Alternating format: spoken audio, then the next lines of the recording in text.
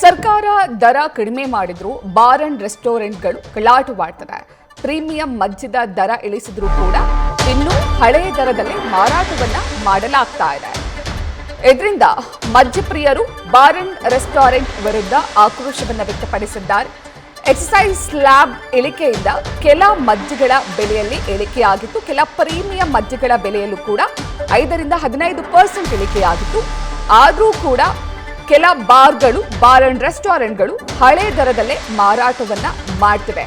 ಹೊಸ ದರ ಅಂದ್ರೆ ದರ ಇಳಿಕೆ ಆದ ನಂತರ ಹೊಸ ದರದಲ್ಲಿ ಮಾರಾಟವನ್ನ ಮಾಡಬೇಕಾಗಿತ್ತು. ಆದರೂ ಕೂಡ ಹಳೆ ದರದಲ್ಲೇ ಮಾರಾಟವಾಗ್ತಿರೋದ್ರಿಂದ ಮದ್ಯಪ್ರಿಯರು ತಮ್ಮ ಬೇಸರವನ್ನ ಹೊರಹಾಕಿದ್ದಾರೆ. ಈಗ ಬಿಯರ್ಗಳೆಲ್ಲ ಕಮ್ಮಿ ಆಗಿದೆ ರೇಟು. ಎಲ್ಲ ಕಡೆನೂ ರೇಟ್ ಜಾಸ್ತಿನೇ ಮಾಡ್ತಾ ಇದ್ದಾರೆ. ನಾವು 500 ರೂಪಾಯಿ ಸಂಪಾದನೆ ಮಾಡ್ತೀವಿ, ಅದರೊಳಗೆ 250 ರೂಪಾಯಿ ಮನೆ ಕೊಟ್ಟು 250 ರೂಪಾಯಿ ಕುಡಿತೀವಿ. ನಮ್ಮ ಜೀವನದಲ್ಲಿ ಕಷ್ಟ ಐತೆ. ಕಷ್ಟ ಅಂದರೆ ನಾವು ಕುಡಿಯೋಕ್ಕೆ ಸ್ಟಾರ್ಟ್ ಮಾಡಿಬಿಟ್ಟಿದ್ದೀವಿ, ಕಲ್ತ್ಬಿಟ್ಟಿದ್ದೀವಿ. ಅದನ್ನು ಬಿಡೋಕ್ಕಾಗೋದಿಲ್ಲ. ಅದರಿಂದ ನಮಗೆ ರೇಟು ಕಮ್ಮಿ ಮಾಡಬೇಕು. ಎಲ್ಲಿ ಆಗಿದೆ, ಎಲ್ಲಿ ಕಮ್ಮಿ ಆಗಿದೆ? ಎಲ್ಲ ಕಡೆನೂ ಜಾಸ್ತಿ ರೇಟಲ್ಲೇ ತಗೊಳ್ತಾ ಇದ್ದಾರೆ. ಎಲ್ಲ ಜಾಸ್ತಿ ರೇಟಲ್ಲೇ ತಗೊಳ್ತಾ ಇದ್ದಾರೆ. ಏನು ಮಾಡೋಣ ನಾವು? ಎಲ್ಲಿಂದ ಸಂಪಾದನೆ ಮಾಡೋಣ? ಕಷ್ಟ ಇದೆ. ನಾವು ಕಲ್ತ್ಬಿಟ್ಟಿದ್ದೀವಿ, ಕುಡಿಲೇಬೇಕು. ಕುಡಿಲಿಲ್ಲ ಅಂದರೆ ಕೈ ಕಾಲು ನಡ್ಕ ಬರುತ್ತೆ. ಕಲ್ತ್ಬಿಟ್ಟಿದ್ದೀವಿ.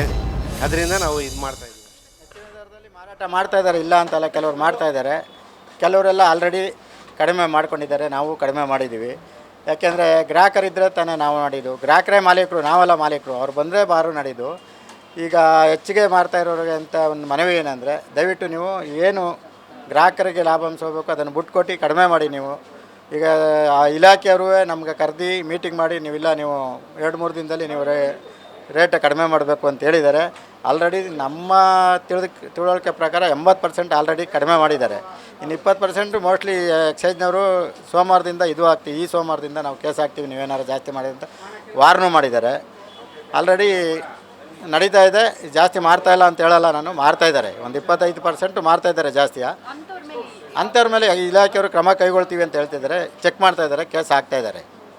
MRPಗಿಂತ ಜಾಸ್ತಿ ಯಾರು ಮಾಡ್ತಾರೆ CL2ಗಳಲ್ಲಿ ಮಾತ್ರ.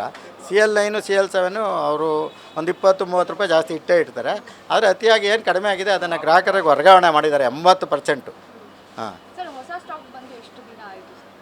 ಹೊಸ ಸ್ಟಾಕ್ ಬಂದು ಆಲೇ ಒಂದು 10 ಡೇಸ್ ಆಯಿತು. ಓಪನ್ ಆದ ಹೊಸ ರೇಟ್ ಆದ ತಕ್ಷಣವೇ ಅವರು ಸ್ಟಾಪ್ ಮಾಡಿದ್ರಲ್ಲಿ. ಹಳೆ ರೇಟಲ್ಲಿ ಮಾರ್ತಾ ಇರೋರಿಗೆ ದಯವಿಟ್ಟು ಕಡಿಮೆ ಮಾಡಿ. ಗ್ರಾಹಕರು ಬೇಕು ನಿಮಗೆ. ಗ್ರಾಹಕರು ಇದ್ದರೆ ನಿಮ್ಮ ಜೀವನ ನಡೆಯೋದು. ಗ್ರಾಹಕರು ಎಲ್ಲೂ ಹೋಗಲ್ಲ. ಒಂದು ಬೀರ್ ಕಡೆ ತಗೊಳ್ಳೋರು 2 ಬೀರ್ ತಗೊಳ್ತಾರೆ. ಅದೇ ದುಡ್ಡು ನಿಮಗೆ ಬಂದೇ ಬರುತ್ತೆ ಲಾಭ. ದಯವಿಟ್ಟು ಕಡಿಮೆ ಮಾಡಿಕೊಡಿ. ನಿಮಗೂ ಅವ್ರಿಗೂ ಘರ್ಷಣೆ, ನಮಗೂ ಅವ್ರಿಗೂ ಘರ್ಷಣೆ ಬೇಡ. ಅವರು ನಾವು ಅಣ್ಣ ತಮ್ಮದಿರಿದ್ದಂಗೆ ಅಂತ ಕೈ ಬಿಟ್ಟು ಕೇಳ್ಕೊಳ್ತೀನಿ. ಇಲ್ಲ ಹಂಗೆಲ್ಲ ಬರೋಲ್ಲ. ಈಗ ಹಳೆ ಸ್ಟಾಕು ಓಲ್ಡ್ ರೇಟ್ ಇರ್ತದೆ. MRP ಜಾಸ್ತಿ ಆಗಿರೋದು ಅದು ಕೊಡೋಕ್ಕಾಗುತ್ತಾ ನಾವು? ಈಗ ಓಲ್ಡ್ ರೇಟೇ ಬರುತ್ತೆ ಜಾಸ್ತಿ ಆಗಿರುವಂಥದ್ದು. ಅದನ್ನು ನಾವು ಕೊಡಲ್ವಲ್ಲ. ಅದನ್ನು ಅವ್ರು ಕೇಳ್ಬೋದಲ್ಲ, ನೀವು ಹಳೆ ರೇಟ್ಗೆ ಕೊಡಿ ಅಂತ. ಅದನ್ನು ನಾವು ಪ್ರಶ್ನೆ ಮಾಡೋಕ್ಕೆ ಬರೋಲ್ಲ. ದಯವಿಟ್ಟು ನೀವು ದುಡ್ಡಿನ ಆಸೆಗೆ ವ್ಯಾಮೋಹಕ್ಕೆ ಒಳಗಾಡಬೇಡಿ. ಗ್ರಾಹಕರಿಗೆ ಕಡಿಮೆ ಮಾಡಿಕೊಡಿ.